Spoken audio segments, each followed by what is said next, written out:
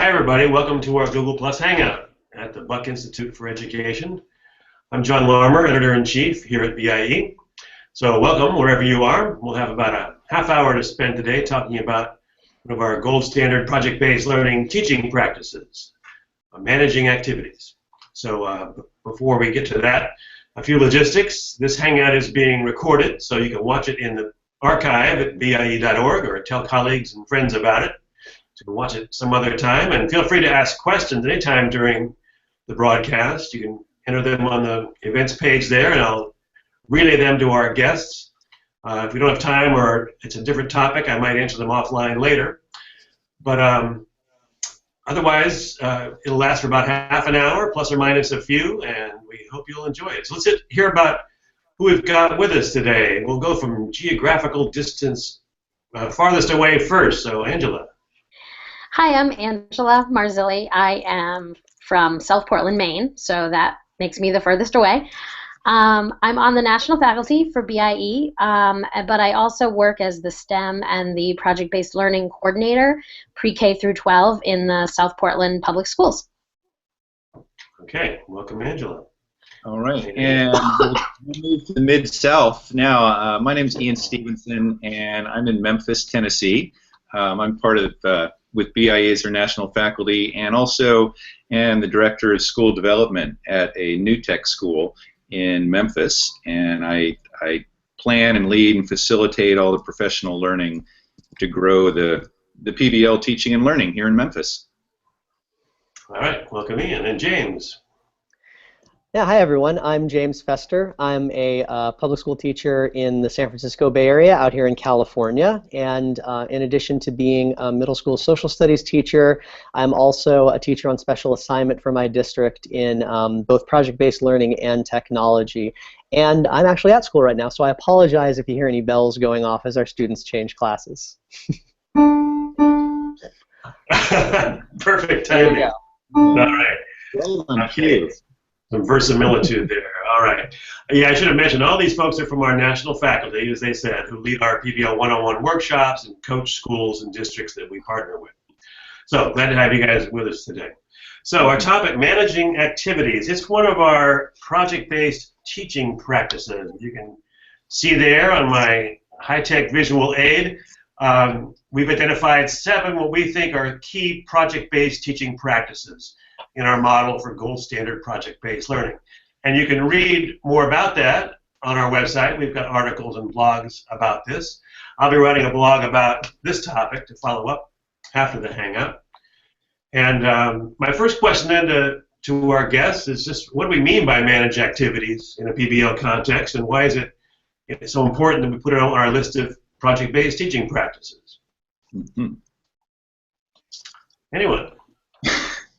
Well, I'll jump in here real quick, and then Angela, you can follow up and fill in the holes. Real generally, I see it as how to make the whole project kind of work over time. Not that you can force it to work, but there's definitely certain things that can happen with rolling out the project, introducing it, scaffolding, the transitions between scaffoldings, helping students learn the skills and getting to the end with success. So all the little moves a teacher can do throughout the project.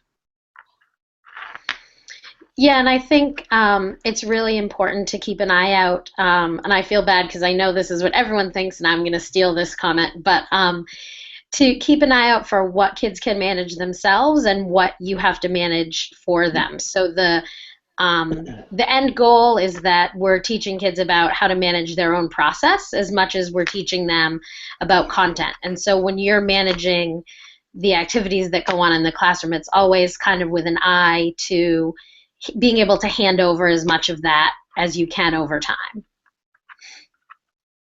Mm-hmm. And I would agree with both Ian and Angela, what they said, that when I think of what managing activities means, it really means to me what you can do to set students up for independent success during a project. And I absolutely agree that Angela is saying that there are some things that you can definitely do that for, but there are some things that they're going to need you to put your teacher hat back on for, so that you can kind of help guide them through certain activities or processes. So just any kind of routines or norms or things that you can put in place for them to set them up for success is a big part of what managing activities means to me. All right, thanks, guys. I should add that when we were first developing the model for gold standard PBL, the teaching practices, we weren't sure what word to use. We played around with managing, facilitating, guiding, conducting, and some people think maybe managing implies too much teacher control. So I'm glad, Angela, you mentioned that the point really is to get students to manage themselves as much as possible in PBL. And when you're first starting out and students and teachers are first learning how to use project-based learning, perhaps the teacher manages more, but as students and teachers get more experienced, more and more gets turned over to the kids. So that's a great point, a great theme for this. If I can follow up, I like that term management, because it really implies the project manager aspect, even in the world outside of school, which is what we try and get students to understand that they're preparing for. And so the teacher's role becomes like, how do we manage people and information and learning? Well, that happens out in the world as well, and it is a lot of managing, tracking dates, helping people get the skills so that they can be successful in whatever that organization's project is. So it's a very real term and perspective for teaching as well. I like it. Yeah, and that's right. Actually, Tom Vander Ark at GettingSmart.com has been writing a couple of blog pieces about how it's a project-based world, how project management skills are so necessary in a lot of jobs today. So giving kids the experience of becoming project managers, as well as a teacher, of course, being a project manager. It's an important skill for kids for success in life. So, all right, so let's just talk about some details then. So what are some best practices for managing activities in project-based learning? And let's hear some examples of projects. Angela, I can't tell who. Well, this kind of goes along, Ian, with what you were showing us earlier. But I've done some work with younger grades lately, and there's this one great project that I share about all the time. That was it kind of happened fortuitously, like a lot of really great projects do. The kindergarten class had a foster grandmother who was just kind of offhand talking one day during reading to some kids about how she really liked reading on the bench outside of her, assisted living facility, but that it was very hot in the summer because there wasn't any shade. And so then that sort of led to this project where these kindergartners researched different trees, which was a part of their curriculum anyway, and then determined the best tree to plant, near this bench so their foster grandmother could have some shade. And it was a great project, and the way that the teacher, really managed the students going through that process was coming up with, together with them, came up with a list of what they needed to do. And just in the same way that kind of, elementary school, a lot of the times will use clothespins with your name on them or magnets with your name on them or something to sort of track, who's in the bathroom or who's in the nurse or whatever. The teacher had these markers for the teams, so along the list of things to do, they could mark where they were. So it was a really good reminder for them as far as, this is where we need to go next. But it also made it so that the teacher could have a really easy visual of where in the activities these kids were. So I thought that was a really great elementary thing to do. Yeah, Angela, that visual aspect of everybody having the information of where they are in a project is definitely crucial, and the earlier that students can start to learn that is great, because one of the things in high school, if students are not that experienced or knowledgeable in the PBL process, is the visual information. Since trying to create that independence, you want to have a place where they can go and find, know where they are, find the information, keep track of what's been discussed in the in the project. And one thing that I used increasingly in my own PBL teaching, I was a high school history and English teacher for 12 years, the last 7 of which in PBL classrooms, was increasing the use of the project wall, of having, that it's a public space that supports the teachers, supports the students, and the even parents and administrators that would come in. I could say, well, here's the information. It's the standards-based project. So can I show the picture now? Would this be a good place to do this? Sure, sure. Yeah. Okay. And okay, get a screen share. Okay.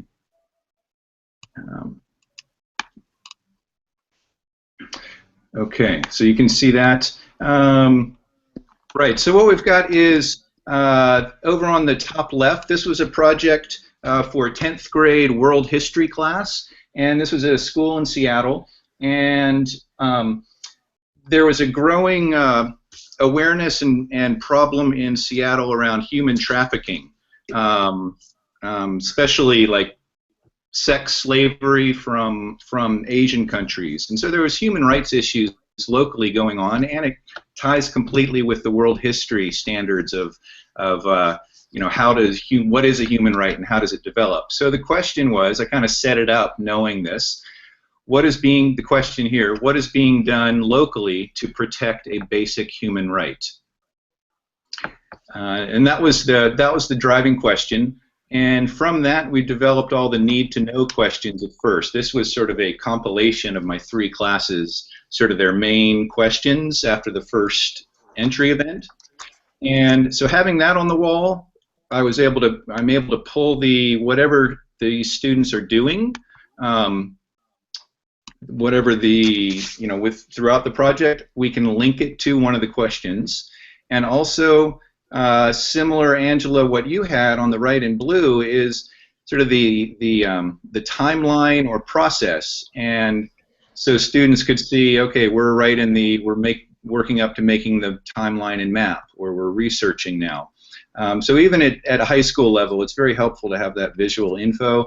And then on the other side was a lot of the resources, handouts, and rubrics that we used. Let me stop sharing the screen. There we go. So just like a project manager is managing information, you've got to have all of that easily at your fingertips. So. And I think this is a good time for me to chime in because what I wanted to show relates very much to what Ian just talked about. That one of the questions that we get a lot, or that I get a lot as a TOS at my school, is how do you begin this process of the students starting to take more ownership over their own learning and their own participation in activities? As a middle school teacher, I'm kind of in that funny middle area where a lot of our students, they want to be able to start taking more ownership over their own learning, but they may not all be ready to. And so giving them a resource like Ian had, where a place to go before they start asking you for help or asking you for guidance, so that they have the resources available to really, find out those questions or answer those inquiry cycles on their own, is really helpful. And so I have something that I'm going to show that's very similar to what he did, but it's a little bit more of it's an option that uses technology a little bit more. So if you have that available to you, it's a great way to do it. And so what I did for one of my projects is I created, and I always do this for my projects, is I create a website where all of the resources go. So I'm going to go ahead and screen share really quickly and show you this website right here. So the project and I do this project every year, but this is one of the best years for it. And that is, it's a project about the presidential election cycle in the Electoral College, and of course this year with all of the events going on in the news, it's really a great year for it. And so essentially the project revolves around 8th grade standards around the Constitution, the Electoral College, and the function of the federal government.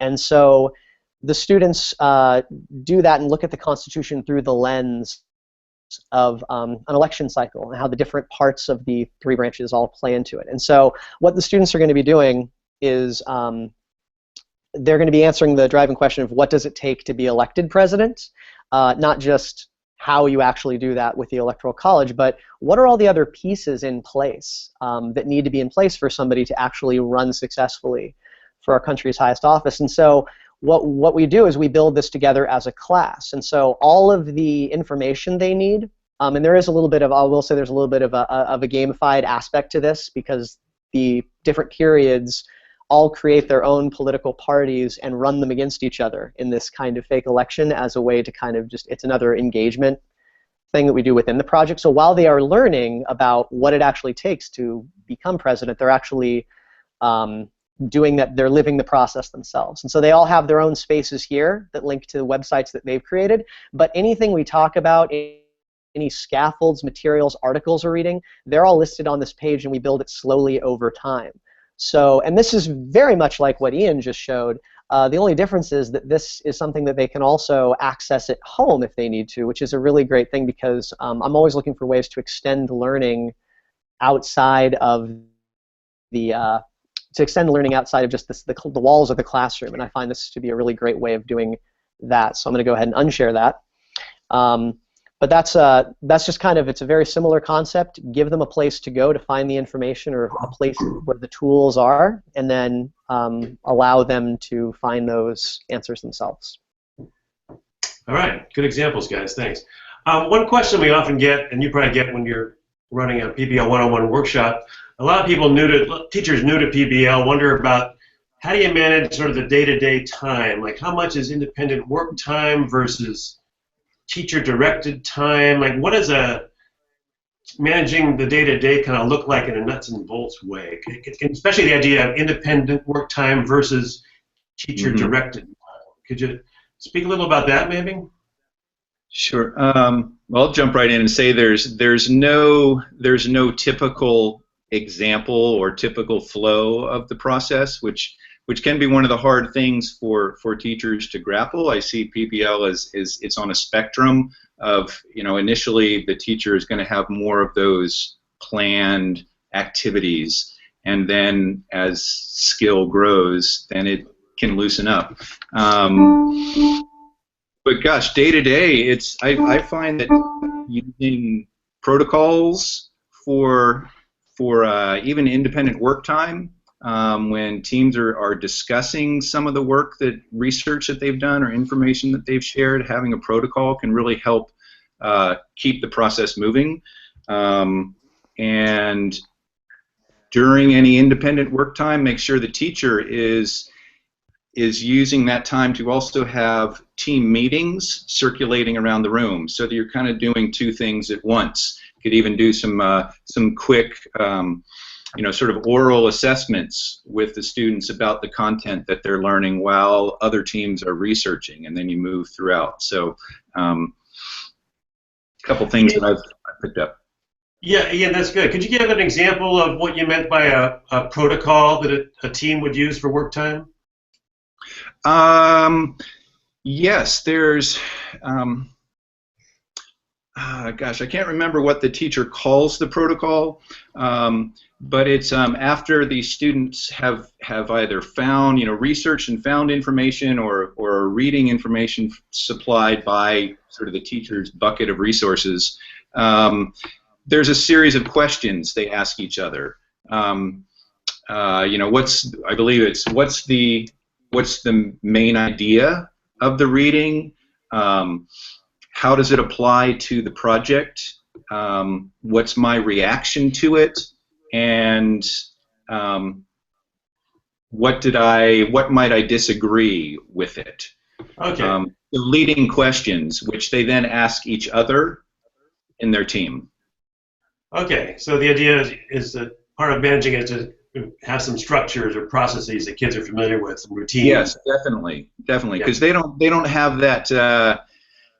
That's not a natural skill to keep that moving along. Even a lot of adults don't do that. Even teachers, we can go off on tangents forever. So. Yeah. I think it also depends a lot on the age of the students that you're talking about. I teach a forensic science class at our high school, and I use the PBL model for most of it throughout the whole semester. And, we have 80-minute block scheduling, and sometimes we'll take the entire block for independent work if we're getting close to the end, of a project and it's crunch time and we just really need some work time. But then, with younger kids like, first grade, second grade, third grade, it's really hard to stay focused on independent work time for a long time. So, I've seen teachers kind of do even 15 minutes, try to make sure activities are chunked into small enough pieces so that you don't have to do, 45 minutes of independent work time, because that's really hard. Even if you can do, 15 minutes of one little piece and then share what you did with another group, even if it's just that quick, 4-minute, you share with this group, let them share with you, and then go back into work time, so that there's a little bit of a change in what you're doing to help younger kids stay focused. Mm-hmm.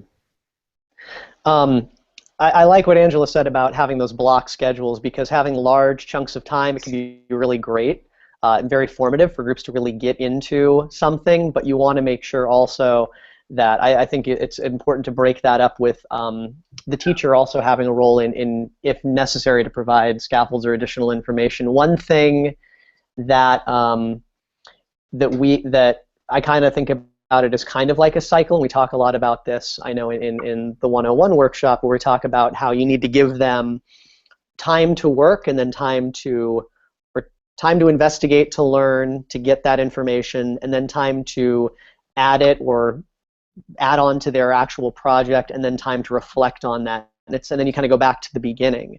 And so I find that it's, depending on what it is, I think that you can kind of balance the scale one way or the other, a little bit more work time heavy, especially maybe when they're used to that kind of independence. But in the beginning, I know that having the teacher as a guide to give them, and giving them little chunks of time, is better. So I know at the beginning of the year, we have shorter projects that are a little bit more, where there's more modeling going on, because we want them to kind of get the feel for what a project-based learning classroom feels like, or what projects can feel like. And so we want to give them a chance to see those things modeled, or have a protocol walkthrough like the one that Ian described. First do this, then do this, and then when they get comfortable with that, you can give them more time on their own, knowing that they then know these steps themselves. Mm-hmm. So I kind of think of it as a little bit for me and a little bit for them, and then maybe later on in the year a little bit for me, but a lot more for them in terms of time for them to work as a group. Yeah, actually, one piece of that want to add on to, but completely agree, chunking up the work time, even with seniors, is crucial. Well, maybe especially seniors.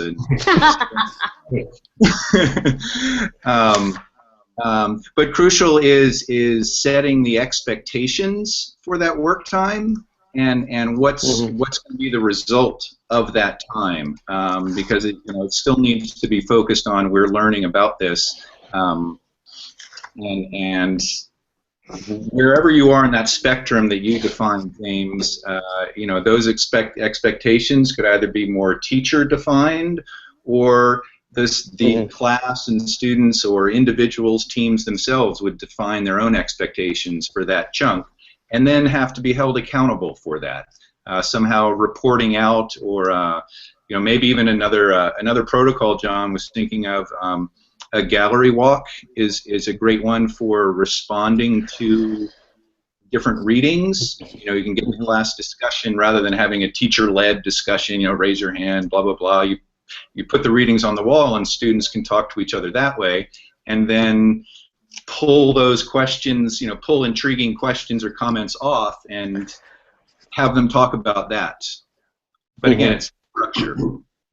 Yeah. And if you're, I was just going to say, right ahead. I'll add at the end. Okay.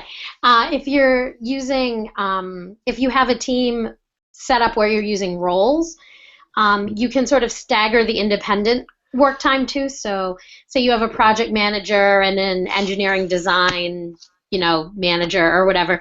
You might have a specific day where you need to meet with all the project managers, and the other two members of the team might be working on the project, and then the next day you might need to work with like the test engineer, and the other two people have independent time. So maybe not everyone has huge chunks of independent time every day, but it can be staggered if you have roles like that.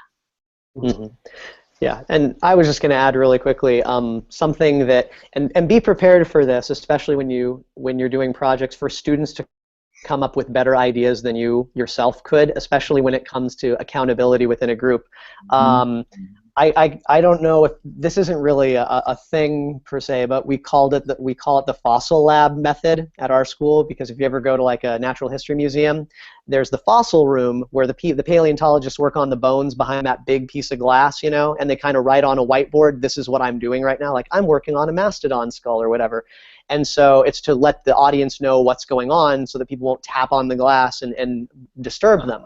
And I walk around a lot during my projects, especially when kids have independent work time, because I want to make sure that they're using it productively. And apparently there was this one student who was annoyed with the fact that I kept on coming over to check in and see if she was okay.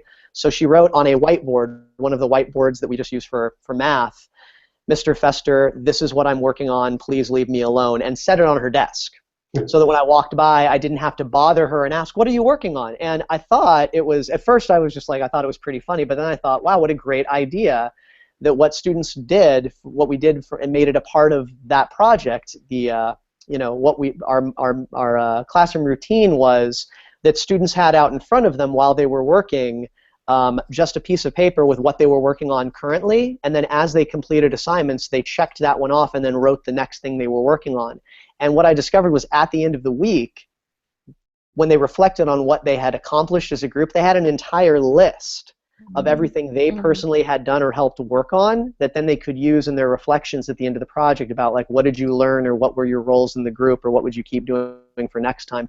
And it started off as just a student trying to be funny, or you know, being annoyed with me getting involved in her work time when she was doing fine. And it's something that we continue to do now. It's really kind of a great little find that we had. All right, good example. All right, time is ticking away here. Only got a few minutes left. So my last question was going to be about typical challenges or pitfalls that you've seen teachers encounter, or you perhaps in your own practice, people at workshops, people you've coached. So what are some typical pitfalls or challenges when it comes to managing activities in PBL? Gosh, the thing that comes up the most for me, and we'll see, Angela and James, for you, is the project kind of just getting away from the teacher and it becoming this monstrous thing, and all of a sudden taking, you know, 5 weeks when they had 3 weeks planned, that timing aspect. And so I can't stress more that the more planning that can go into beforehand, so that the teacher has a good idea of what they want that roadmap to look like, even if it is students that are you know, well versed in the process. You've got to have those checkpoints saying, okay, in 4 days we're having this, you know, this thing. Everybody has to be ready, and as the project manager, it's your role in really keeping those checkpoints going and sticking to them. Yeah, I mean, I was going to say, oops, sorry, John. No, go ahead. I was going to say basically the same thing, just finding the challenge between finding the balance with managing too much and not managing enough.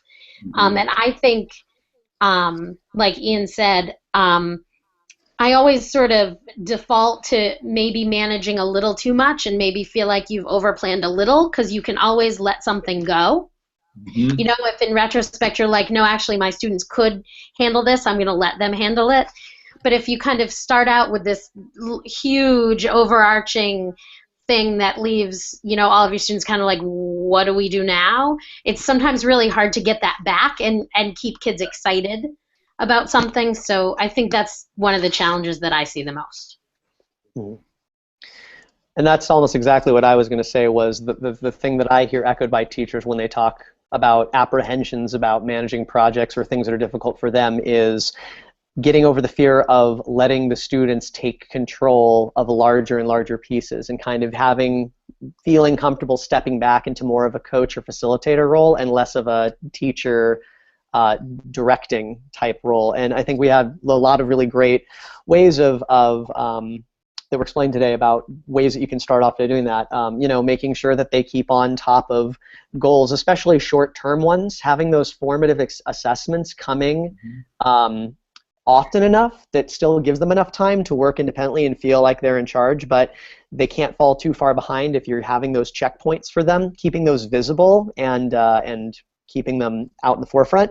And then things like defining roles for them, making sure that they understand, you know, what role each person in the group has, and then having those checking in, you know, consistently enough to let them know that you're still available, or, you know, for feedback and things like that. So I think, you know, making sure that you're breaking up the time and giving them bite-sized chunks that they can do is something that we've mentioned a lot today, and I think it's very important. All right, guys. Yeah, great tips. Thanks. So it's about time to wrap up. I'll ask you for a final word in a moment, but just to remind people out there, this Hangout was recorded. It'll be archived at BIE.org in our resources section of our website a little bit later today, and I'll be writing a blog to follow up with this in about a week from now. So I'll say more about our next Hangout in 2 weeks, but first let's hear a last word from our guests. So we want to go in geographical order again. Well, we go close to away, or okay. Oh, I don't know. I'll go. I just was gonna say that just to keep in mind that the process is important. So I think that with standards and testing and all kinds of, you know, pressure on getting things done, it's easy to lose track of the fact that we're also trying to teach students to be functioning adults who can manage themselves and their own, you know, process. And so just keeping in mind that it's worth it to take a little extra time to help kids learn to manage. All right, and I'd follow up on that real quick with just trust your students that they are capable of learning, they are capable of changing how they learn, and your job is to guide them there. And it's amazing when they feel that trust, what they will do and where they will follow. And I will follow up with that by saying that that the bell is ringing, and that that it's okay. That it's a process, like Angela said, that in the beginning you're going to be a little bit more hands-on, and I like to think of it as at the beginning of this process where you let students manage their own activities, be more like a weatherman and less like a breaking news segment, where weathermen are about constant updates. And the breaking news segments come, you know, a little bit less often, and so I kind of liken it to that in the beginning be the weatherman, and then eventually you will get to the point where it's like the breaking news. So that's what I'm going to say at the end. All right, that's a great thanks. All right, folks, well, that's all for today's Hangout. Thanks for joining us. In 2 weeks, March 22nd, we'll be talking with more of our national faculty about one of our gold standard project-based learning essential project design elements, voice and choice, giving students a voice and choice during a time. I hope you'll join us March 22nd, same time, and thanks for joining us. Thank you, guests. Bye-bye, folks.